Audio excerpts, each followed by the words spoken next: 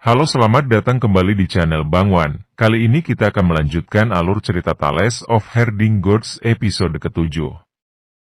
Di awal cerita, setelah mereka semua mengetahui kalau Jinmu telah beresonasi dengan kekuatan iblis dan Dewi menjadi membuat mereka semua merasa khawatir, terutama sang nenek Jinmu.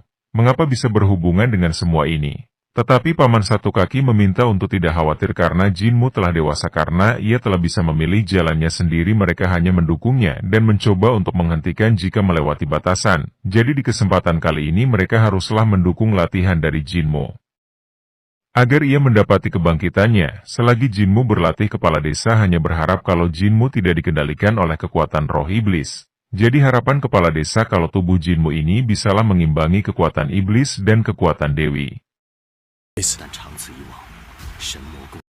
Lalu di malam harinya, hal yang ditakutkan oleh kepala desa benar-benar terjadi. Yang dimana saat Jinmu tertidur, kekuatan iblis mencoba mengendalikan tubuh Jinmu. Beruntungnya kalung waktu Jinmu kecil melindunginya yang membuat kekuatan iblis tersebut tidaklah bisa mengendalikan tubuh Jinmu. Dan di luar, nenek Jinmu pun langsung melihatnya, langsunglah menghela nafas, membuatnya benar-benar khawatir. Karena kekuatan iblis tersebut mendobrak tubuh Jinmu. Jika Jinmu tidak bisa mengendalikannya nanti maka jiwanya benar-benar hancur. Jadi agar dia benar-benar selamat, mata jiwa harus melakukan pelatihan yang ekstrim, intinya memperkuat tubuhnya, memperkuat jiwanya, serta memperkuat kultivasinya. Ia yang melaporkan ini melaporkan kepada kepala desa meminta kepada nenek Jin Mu, janganlah terlalu khawatir, karena ini adalah kesempatan bagi Jin Mu untuk melatih pikirannya. Dan jika ia memang bisa mengendalikan kekuatan tersebut, dan saat itulah mereka akan melepaskan Jin Mu di wilayah Dasu. Tetapi tetap saja untuk nenekmu tidak terima untuk melepas Jin Mu, karena itu sama dengan bunuh diri. Dan juga ia tidak sama sekali menyangka kalau Jin Mu tumbuh dewasa dengan sangat cepat, dan kepala desa kembali memberitahunya dia harus mencoba merelakannya karena bagaimanapun juga ia akan pergi di suatu hari nanti, sebab jika dia terus-terusan berada di wilayah Dasu ia tidak akan berkembang, karena di luar sana lebih berbahaya dari wilayah Dasu. Jadi setidaknya sebelumnya benar-benar pergi meninggalkan tempat ini, maka mereka harus memberikan yang terbaik agar Jinmu memiliki kemampuan hidup. Lalu di keesokan harinya 9 dewa ini sepakat membiarkan Jin Mu keluar sesuka hatinya dengan tetap memberikan pelatihan kepadanya. Sayangnya ia terlalu jauh berkeliling dan ia tidak sengaja berada di hilir sungai Yongjiang, yang dimana sungai ini berhubungan dengan dunia luar. Jin Mu sama sekali tidak menyangka kalau ia terlalu berlari sejauh ini. Dan di sana ia tidak sengaja bertemu dengan kuil yang sangat tinggi.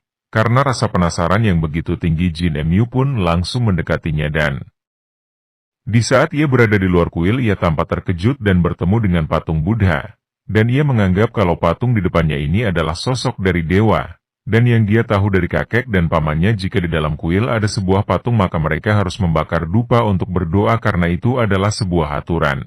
Sayangnya di saat ini Demo tidak membawa dupa dan ia hanya bisa beribadah di depan kuil. Jin Mu langsung hormat kepada patung tersebut dan mengenalkan diri, dan ia mau minta izin untuk berkeliling di tempat ini. Ia teringat dengan perkataan Paman Buta, jika ia tersesat di dunia luar, ia harus mereda, dan ia harus berkata sesuatu yang lebih rendah lagi. Contohnya, ia berkata dia lemah dan sakit sejak kecil. Jika ada Dewi di pool, janganlah sakiti dirinya.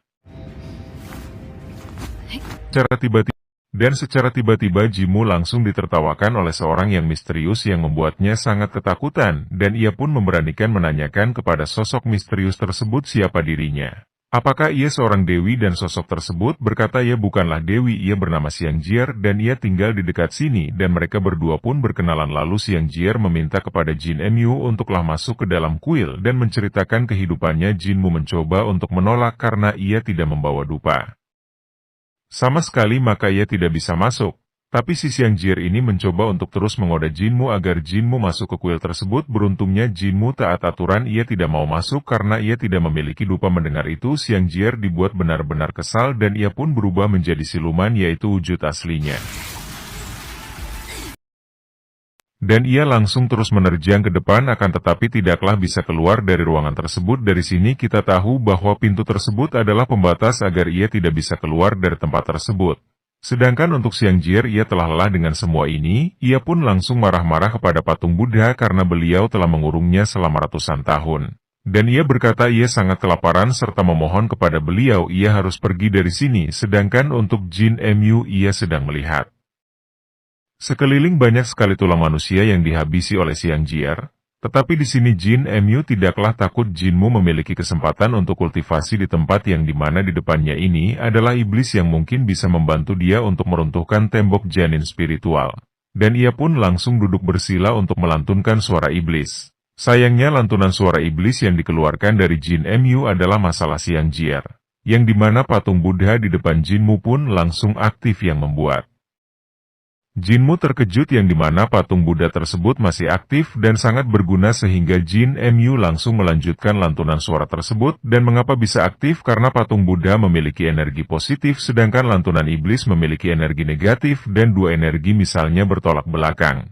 Maka patung Buddha memiliki tugas untuklah menahan jahat dan ia pun langsung menghukum kekuatan jahat yang berada di depannya, contohnya Xiang Jie yang dibuat benar-benar sangat tersiksa.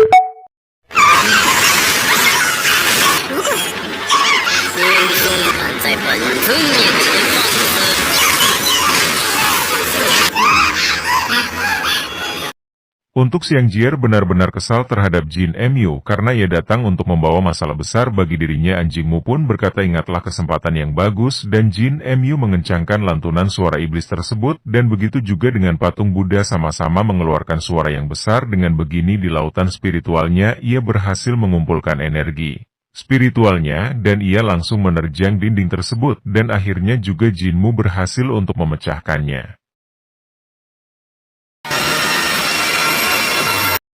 Setelah berhasil untuk memecahkannya, dia melihat sekilas ada janin yang berada di tubuhnya, tapi dengan keberhasilannya Jin Mu bisa merasakan kalau energi spiritual yang begitu besar menyeluruh ke sebujur tubuhnya. Ia pun benar-benar sangat senang karena ia setelah berhasil. Begitu juga dengan sang patung Buddha kesemula atau tidak aktif lagi. Dan untuk Xiang Jie, tapi dia telah ketar-ketir terhadap Jinmu. Alhasil ia pun melarikan diri dari sana. Sementara itu Jin Mu yang masih berada di lautan kesadarannya ia pun sangat kebingungan karena para tertuanya mengatakan harus ada angkat daun semanggi jalan ini semua, tapi ia tidak menemukan apapun di sini. Tapi yang ditemukan tentu di luar nalar. Ia menemukan janin yang sedang dijaga dengan begitu baik. Karena penasaran ia pun mendekatinya, siapa sangka janin tersebut lebih besar daripada Jin Mu. Sayangnya Jinmu belumlah mengetahui apakah janin tersebut berasal dari patung Buddha tersebut atau yang lain, akan tetapi ada yang sangat familiar dari janin tersebut karena saking penasarannya ia pun mendekati janin tersebut. Dan ia pun langsung berpikir bukankah ini penampilannya saat ia masih kecil, tetapi tetap saja ia sangat bingung siapa yang menciptakan janin ini di dalam tubuhnya, tetapi di sini masih berpikir adalah patung batu yang tadi. Jadi Jin Mu menyebutnya sebagai patung batu. Merasa penasarannya yang belum bilang, ia mencoba untuk menyentuh dan membuat janin tersebut menguap menyerap jiwa Jinmu. Seketika Jinmu berhasil mengendalikan janin tersebut. Hal ini membuatnya kebingungan mengapa hal ini bisa terjadi, dan ia menganggap kali ini adalah kemajuan karena tubuhnya benar-benar terbangun.